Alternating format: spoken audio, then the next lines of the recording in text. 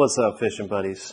Today in this video, I thought I'd send you guys what I got going on with my kayak right now, how I have it built out, and then also maybe some questions that I have on how maybe you use your kayak or your boat, and what's best, because this is all new to me. Not only is fishing new to me, but so is kayaking. So any feedback, always appreciated. But yeah, so this is how I have my Titan X 12.5 from Native set up currently as of summer 2024. Check it out. So we'll start from the back. I have a Newport motor mount. I got this when I bought the kayak. It came with the motor. The motor is in my office, but I don't want to have to go get a license. I don't mind the exercise, so I'm just using the mount as, like, you know, I don't want to take it off in case I do want to use it, so we left it on. Next to it, I have the Power Pole Micro. It is inside. I have not put it on yet. I still need to get the battery pack. When I do, that will be an addition that comes with the kayak every time I go out, because I do fish quite a bit. Sometimes where the current blows me around. This thing is huge. It gets blown around all the time. So to have that ability to stay put to some degree would be tremendous, I think. So that's definitely on the next to buy list, is the battery pack that comes with the micro, or that you can get with the micro pole. I put this little cheap from Amazon flag on it for when I'm towing it in the back of my pickup truck. It came with the Yak Attack bar cart with the beach wheels on it. So far, it works really good. I took a recommendation from a gentleman that watches, and I tried to move it up a little bit more. And then also for this one and this kayak, if you have your strap going too far, like that angle is too great, you don't have it looped underneath the on top of the bar cart, you get some rubbing on the tires. It's the only thing I really don't like about this particular setup with this particular kayak. I'm sure the bar cart is phenomenal for most kayaks, but with this big old boy, you know, it's a little rough. It still works really well. The only thing that kind of is unfortunate with this configuration is once I get it into my truck, that slack or the strap that's looped underneath now is not tight to the bottom of the kayak, and so it dangles. So I have to kind of go back and forth with pushing the kayak in, getting the strap tightened back up. Unfortunate thing. It's just something I'm living with for the time being until I find a better solution.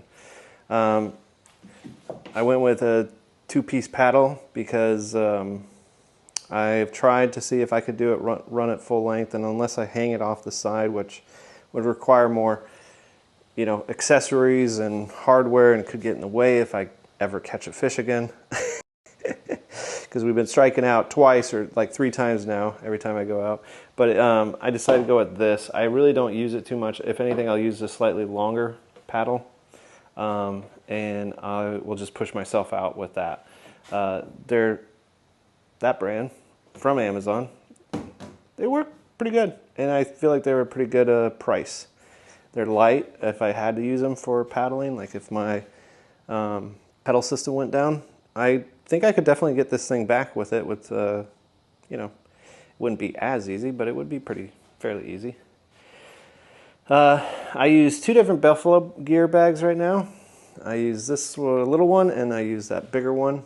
I think this is like a 19 by 13, and then this one over here is slightly, or it is definitely bigger. That one holds about, I would say, maybe 15 pounds of ice, whereas this one only holds probably like 5 or 10 at best. This also came with my kayak. It was the whatever they call it, the black box from Yak Attack.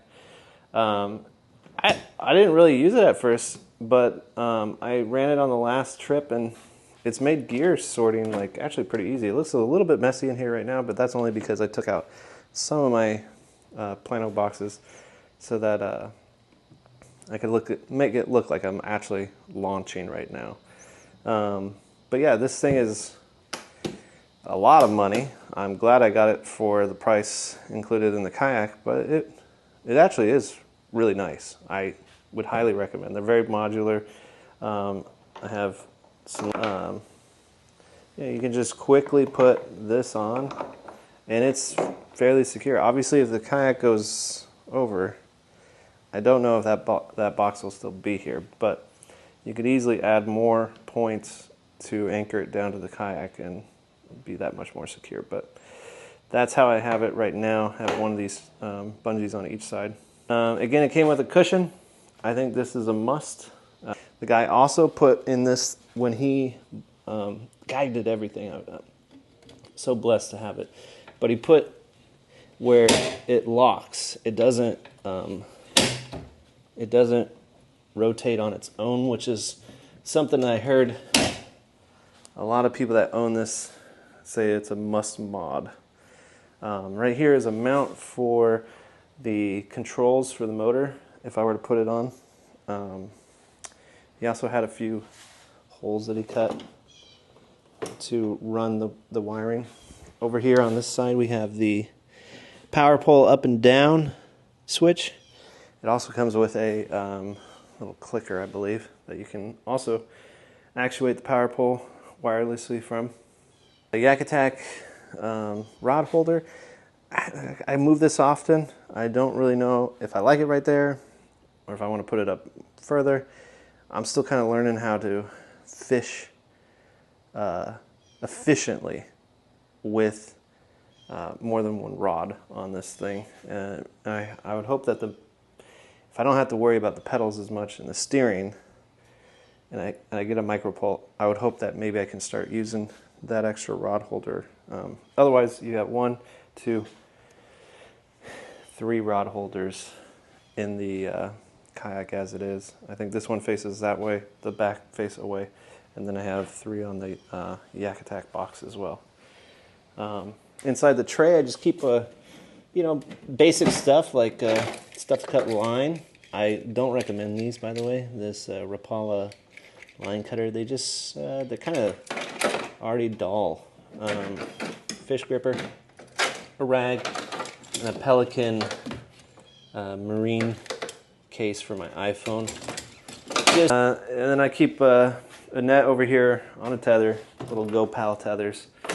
I keep the rods for transport inside the tubes that the Kayak offers.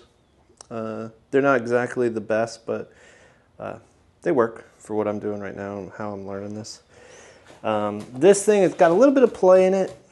I don't know if that's the string that it is, or the wire that it's ran on, or if I upgrade this, if that would pull some of that play out. That may be a modification I make here in the coming months, but right now it works. Inside this little tray, I keep a hat. I keep my life vest, bilge pump. It's quite big, but I guess that means I'll get more water out. I keep my little stand for my DJI camera in case I want to do like a different shot. I keep some, that's just got thrown in here recently, but I keep some sunscreen. And then in here, it's kind of just like a little survival first aid kit, very minimal, just to get me back to shore. I might expand upon that when I go out deeper, or one of those things, but as for right now, that works the way it was. It works well. What I wear on me normally is I wear I'll pull it out for. What I normally wear on me is the Yeti Sidekick. This is a 1 liter.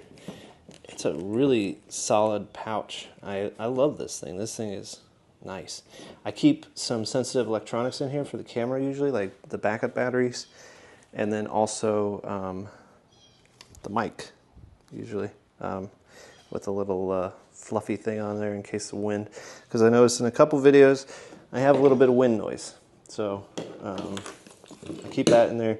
Whistle, my pliers. I keep a little Yuzuri 20-pound on this, and it's all on a Sims weighting belt. Additionally, I'll usually have this around my neck. This is where the camera attaches to. Shoots the footage. It's a Teleskin or whatever. I haven't even used this bait cooler yet. Probably gonna maybe get it running this weekend because I'm gonna go back to live bait. Tired of artificial. I'm gonna give it a break. If I use a cast net, I use a little 4-foot cast net from Tour. I use these. I just got these a little bit ago. They're really great for protecting your feet against like anything sharp. They're made of the same material on dive suits and 3mm. But they don't keep water out very well. So what happens is water gets in and then it can't really get out very fast. So I have to take them off and dry my feet off so I don't get all pruny.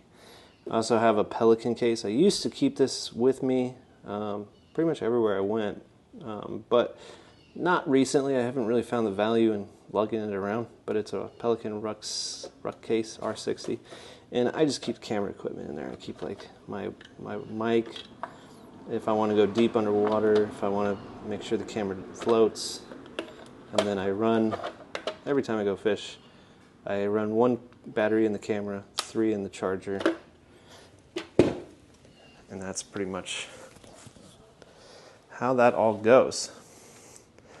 Some things that I want to add. Obviously, the micro power pole battery. I want to add that. And a fish finder. If you guys, I don't know much about fish finders. Barely even know much about fishing really right now. I'm looking to buy a fish finder. I'm sold on side scan only because the water is kind of shallow out here. I feel like I'd get more if I have a radar or sonar hitting bottom and it's only like 2 or 3 feet sometimes because I'm too chicken to go out deep. I don't really see the value in a fish finder period unless it has side scan. So I'm thinking a side scan, something like a hook reveal, 7. They don't unfortunately make it, they don't do side scan in 5, at least not as of this video. But yeah, if you have any recommendations for a fish finder that does side scan, leave them in the comments below. I'd love to know your thoughts and if it's even necessary. Right now I'm just having a hard time hooking up on artificial. I'm going to experiment with, go back to my tried and true live bait or cut bait and see if that gets me more action out there. And if it does, maybe I don't even buy a fish finder. But, you know, it's a big-ass kayak. It needs like a freaking TV monitor on there. You know what I mean? I feel like it needs it. I'm fishing Charlotte Harbor. You know, I might go out to Boca here and there with this thing. Definitely probably this weekend. But if I'm fishing those kind of depths, do I really need a fish finder? That's what I'm asking. If you guys thought this video was helpful, please leave me a like, subscribe, comment, whatever. But your viewership is all really that matters to me at the end of the day. I thank you for stopping by. I hope you have a great day, and I hope to see you next time. Adios. Hold on. Turk, what do you got to say about all the stuff we just showed off? Amazon affiliate links will be listed below in the description if you'd like to support the channel. Thanks, Turk.